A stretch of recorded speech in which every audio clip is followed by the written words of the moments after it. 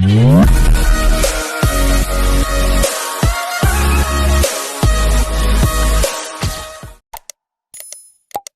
रहे विभिन्न स्पेक्ट्रमी श्रृंखलाओं के लिए तरंग दैर्घ्य, तरंग संख्या और ऊर्जा की गणना। आपको याद होगा हाइड्रोजन स्पेक्ट्रम का स्टडी जब आपने किया था तो हाइड्रोजन स्पेक्ट्रम में विभिन्न कक्ष में जब इलेक्ट्रॉन उच्च ऊर्जा स्तर में इलेक्ट्रॉन जब चले गए थे और जब रिटर्न आए थे निम्न ऊर्जा स्तर में तो विभिन्न स्पेक्ट्रम की श्रृंखलाएं प्राप्त हुई थी। आज विभिन्न स्पेक्ट्रमी श्रृंखलाओं के लिए तरंग दैर्घ्य, तरंग संख्या और उत्सर्जित ऊर्जा का मान का गणना करना है। जैसे कि इलेक्ट्रॉन ये देख पा रहे हैं उच्च ऊर्जा स्तर से निम्न ऊर्जा स्तर में आ रहा है, तो ऊर्जा का उत्सर्जन प्रकाश के रूप में करता है, ऊर्जा का उत्सर्जन प्रकाश के रूप में करता है और इस प्रकाश को जब प्रिज्म से होकर गुजारते हैं तो हाइड्रोजन स्पेक्ट्रम यानी स्पेक्ट्रम प्राप्त होता है। तो यहाँ इसी से संबंधित है आज का ये पढ़ाई कि जो ये उत्सर्जित प्रकाश है इसका अपना तरंग दैर्घ्य होता है, अपनी तरंग संख्या होती है, अपनी तरंग संख्या होती है, तो इसका मान कितना होना चाहिए ये सारा डिटेल आपको आज की क्लास में मिलने जा रहा है। तो इसके लिए सबसे पहले हम आपको 2-3 फार्मूला बताना चाहेंगे कि जो तरंग संख्या, तरंग दैर्घ्य ये सब का मान निकाला जाता है ये कैसे निर्धारित होता है।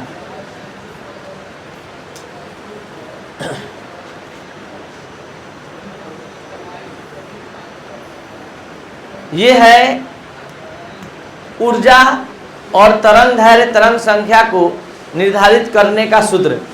आपको अलग से पहले थोड़ा सा हम गाइड कर दें ताकि एकदम पढ़ाई सिस्टमेटिक ढंग से आपको मिल जाए। उत्सर्जित ऊर्जा पर अपना ध्यान केंद्रित कीजिए। उत्सर्जित ऊर्जा का शॉर्टकट फार्मूला है, केवल हाइड्रोजन परमाणु के लिए ये फार्मूला एप्लीकेबल होगा, 1/n1² - 1/n2²। और तरंग दैर्घ्य, तरंग संख्या निकालने का ये सूत्र है 1.097 10⁻⁷, जिस पर आधारित प्रॉब्लम पिछले लेक्चर में आपने बनाया है। अगर नहीं बनाया है तो आप उस लेक्चर को कंप्लीट कीजिए तब इसको पढ़िए। देखिए ध्यान दीजिए, ये है उत्सर्जित ऊर्जा का सूत्र, ये है तरंग संख्या, ये है तरंग दैर्घ्य। अब इस सूत्र का कमाल जरा देखिए। जैसे ही हम नाम लेंगे कि हाइड्रोजन परमाणु के लाइमन श्रृंखला के लिए, तो आप सभी स्टूडेंट को अच्छे से याद है कि लाइमन श्रृंखला की प्राप्ति कब होती है, जब इलेक्ट्रॉन कहीं भी रहे और लौट कर कहाँ आता है, ये है लाइमन श्रृंखला। कहीं भी इलेक्ट्रॉन है लौट कर कहाँ आया। तो आज के बाद किसी भी क्वेश्चन में अगर लाइमन श्रृंखला नाम सुन लिए तो क्या हो जाएगा, n1 = 1। लाइमन श्रृंखला नाम सुनते ही n1 बराबर क्या हो जाएगा, 1। और n2 बराबर वो होगा जहां से आएगा। अगर आएगा तीसरा कक्ष से तो n2 बराबर 3, आएगा चौथा कक्ष से तो n2 बराबर 4। कोई दिक्कत? तो यहां पर लाइमन श्रृंखला बोलेंगे तो n1 बराबर 1 हो गया। अगर पास्चेन बोलेंगे तो n1 बराबर 3। कोई दिक्कत है? चलिए तो अब स्टार्ट करते हैं एक एक सीरीज के लिए सिस्टमेटिक रूप से।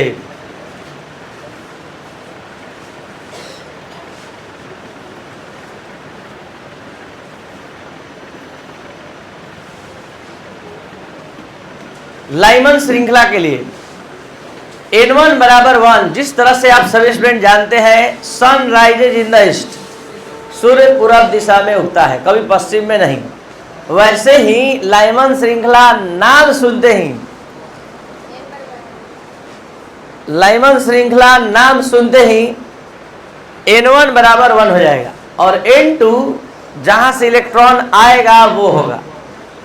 तो n2 का मान क्या होगा, 2, 3, 4।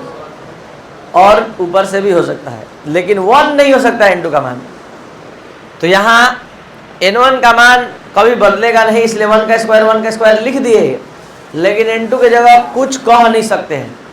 तो N2 की जगह हमने क्या लिख दिया, N2। कोई दिक्कत है? अब यहीं पर अगर हम पाश्चन श्रृंखला बोलेंगे तो N1 बराबर क्या हो जाएगा, 3, और N2 बराबर, बोलिए बोलिए, 4, 5, 6 डॉट डॉट डॉट इन्फिनिटिव, अनंत तक। अगर यही फंड श्रृंखला बोलेंगे तो N1 बराबर 5 और N2 बराबर 5 से ऊपर 6, 7, 8, 9, 10 अनंत तक। तो आप सभी श्रृंखलाओं के लिए इतना ही पर समझ गए। अब आइए इससे भी डीप नॉलेज में आपको ले चल रहे हैं। अभी तक केवल लाइमन श्रृंखला का को पहले आपको दिखा दे कि लाइमन श्रृंखला का प्रथम रेखा, लाइमन श्रृंखला का प्रथम रेखा देख लीजिए पहले। लाइमन श्रृंखला इतना को कहते हैं। इसका प्रथम रेखा कहां से गिर रहा है, कहां से गिर रहा है, द्वितीय रेखा, तृतीय। तो आप देख पा रहे हैं कि प्रथम रेखा सेकेंड ऑर्बिट से गिर रहा है। तो यहां N1 बराबर तो लाइमन के लिए 1 होगा और N2 बराबर 2 होगा प्रथम रेखा के लिए। द्वितीय रेखा के लिए N1 का मान तो अभी भी 1 होगा, लेकिन द्वितीय रेखा कहां से आ रही है, तो N2 बराबर 3। तो यहां पर ध्यान से आप देख लिए अगर, तो अभी बता दीजिए पाश्चन श्रृंखला के तृतीय रेखा अगर प्राप्त होगी तो N1 का मान क्या होगा, N1 3, और तृतीय रेखा प्रथम रेखा कहां से गिरेगा, पाश्चन में। चलिए ये पाश्चन है, पहला रेखा 4 से, दूसरा रेखा 5 से, तीसरा रेखा, समझ में आ गया। यानी कि N2 बराबर क्या होगा। इसका मतलब है कि आप सभी स्टूडेंट अच्छे से इस कैलकुलेशन को समझ सकते हैं और अब लिख सकते हैं। तो ले चलते हैं एक सिस्टम में समझाने। लाइमन श्रृंखला के प्रथम रेखा के लिए N1 बराबर 1, N2 बराबर 2। किसी को समझने में दिक्कत है तो यहाँ N1 की जगह 1 का स्क्वायर, N2 की जगह 2 का स्क्वायर, 1 का स्क्वायर 2 का स्क्वायर। लाइमन श्रृंखला के द्वितीय रेखा के लिए N1 की जगह 1 और N2 की जगह, तो यहाँ 1 का स्क्वायर 3 का स्क्वायर। ये द्वितीय रेखा है किसका, जैसे आपने लाइमन के लिए सब कुछ समझ लिया वैसे ही जैसे लाइमन के लिए समझे एक बार फिर से समझिए ताकि बामर के लिए आप लोग बोल सके।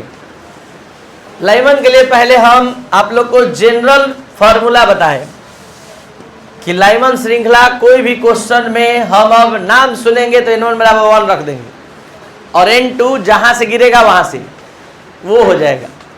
तो ये दोनों का फॉर्मूला लिख दिए, ऊर्जा का और तरंग है। अब हम आपको प्रथम रेखा के लिए बोले तो फिक्स हो गया कि प्रथम रेखा कहां से आता है, कहां से आता है, थोड़ा सा ऊपर, यानी 1 के ऊपर कौन होता है, तो 2 का स्क्वायर N2 हो गया। और N1 के बारे में तो सोचना ही नहीं है क्योंकि लाइमन चल रहा है। द्वितीय रेखा कहां से गिरेगी, 3 से, तो N1 तो 1 1 रहेगा और N2 हो गया 3 3। अब अगर लाइमन अच्छे से समझ गए तो अब देखिए बामर नाम सुनते ही N1 बराबर 2 हो गया और N2 जो होगा 3 4 5 अनंत, तो दिक्कत। और यहाँ आप उत्सर्जित ऊर्जा और तरंग दैर्घ्य का बामर के लिए स्पेशल फॉर्मूला, अभी हमको N2 नहीं पता है, जहां से आएगा वो मान हो जाएगा। अब हम बोल रहे हैं बामर श्रृंखला के प्रथम रेखा के लिए, तो जो बोल रहे हैं देख लीजिए।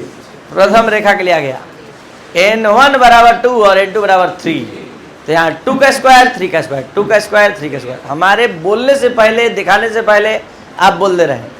अब जैसे ही बोलेंगे द्वितीय रेखा के लिए N1 बराबर 2 और N2 बराबर आ गया 2 का स्क्वायर 4 का स्क्वायर, 2 का स्क्वायर 4 का स्क्वायर। इतना ढंग से आपका दिमाग तैयार हो चुका है। पाश्चन श्रृंखला N1 बराबर 3 और N2 जहां से आएगा इलेक्ट्रॉन वहां तो ये आपका पाश्चन श्रृंखला के लिए स्पेशल। और अब पाश्चन श्रृंखला के प्रथम रेखा के लिए, तो यहां n1 बराबर 3 और n2 बराबर 4। अगर द्वितीय रेखा बोले तो n2 इक्वल, देखिए 5 आ गया। लाइमन बामर पाश्चन समझ गए। उसके बाद चौथा में क्या आता है, ब्रैकेट। तो यहां ब्रैकेट श्रृंखला नाम सुनते ही n1 बराबर और n2 बराबर 5 6 7 अनंत तक। अब उसमें भी हम प्रथम ब्रैकेट श्रृंखला की प्रथम रेखा के लिए बात करेंगे। तो n1 बराबर 4, n2 बराबर, तो 4 का स्क्वायर 5। द्वितीय रेखा के लिए ब्रैकेट समझ गए, फंड भी समझ सकते हैं, उसी तरह फिर एज भी। तो इस तरह से विभिन्न स्पेक्ट्रमी रेखाओं के लिए आपका समझ बढ़ चुका है कि आप उत्सर्जित ऊर्जा, तरंग दैर्घ्य, तरंग संख्या का फुल एक्सप्लेनेशन कर सकते हैं और समझ सकते हैं। अगर आपको आज का क्लास अच्छे समझ में आए तो आप इसको जरूर शेयर और सब्सक्राइब और लाइक करें। Thank you.